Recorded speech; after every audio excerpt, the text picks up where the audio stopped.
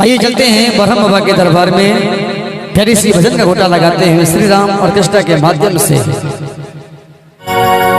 आखिरकार को खिया से हली हलन जनमिया अहो मोरे ब्राह्मणे बाबा अखबने पिपर वाली हलस थान अहो मोरे ब्राह्मणे बाबा अखबने पिपर वाली हलस थान अहो मोरे ब्राह्मणे बाबा। अखिल कौर को किया से लिहलने जनमिया अहो मोरे ब्राह्मणे बाबा।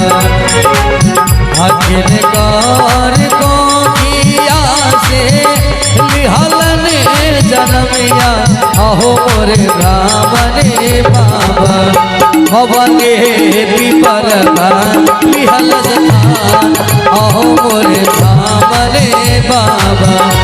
भवने पिपर लिहल स्थान अहो मोरे ब्राह्मणे बाबा।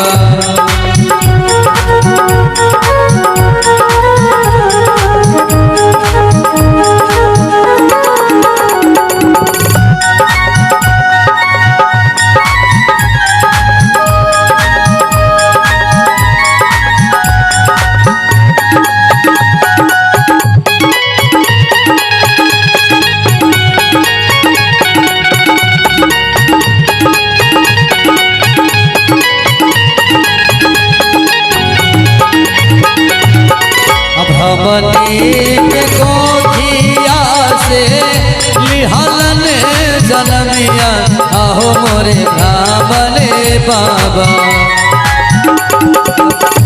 अमनी को खिया से लिहलन जनमिया अहो मोरे ब्राह्मणे बाबा।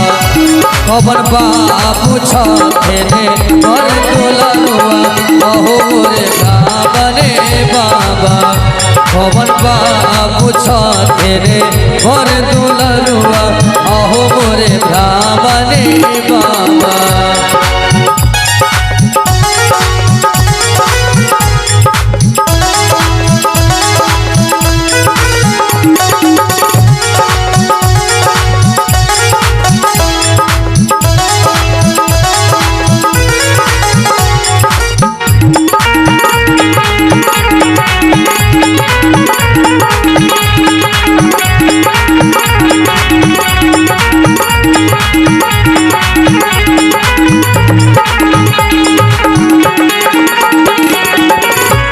छता के डलिया ब्राह्मण के हेलैया मलिनवा अहो मोरे ब्राह्मणे बाबा। छता के डलिया ब्राह्मण के हेलैया मलिनवा अहो मोरे ब्राह्मणे बाबा। ब्राह्मण बाबू छेने पर दुलनुआ अहो मोरे ब्राह्मणे बाबा। ब्राह्मण बाबू छेने पर दुलनुआ अहो मोरे ब्राह्मणे बाबा।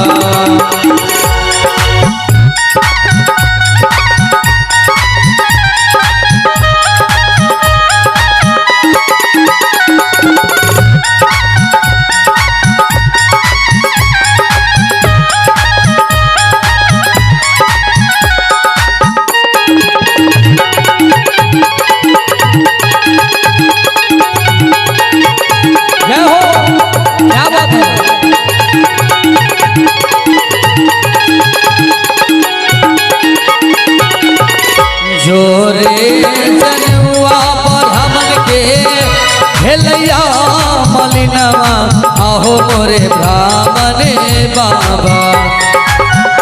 जोरे जनुआ ब्राह्मण के हेलैया मलिनवा अहो मोरे ब्राह्मणे बाबा। झाझर पिपर लिहल स्थान अहो मोरे ब्राह्मणे बाबा। झाझर पिपर लिहल स्थान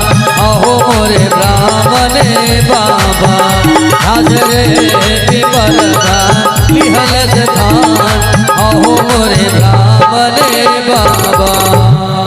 तो आप सुन रहे हैं श्री राम ऑर्केस्ट्रा, जिनका मिलने का स्थानीय पता है नौवा चौक, सरंजन, समस्तीपुर, और जिनके ऑर्गेनाइजर मिस्टर बाबू धन जी और संचालक झौरीलाल जी।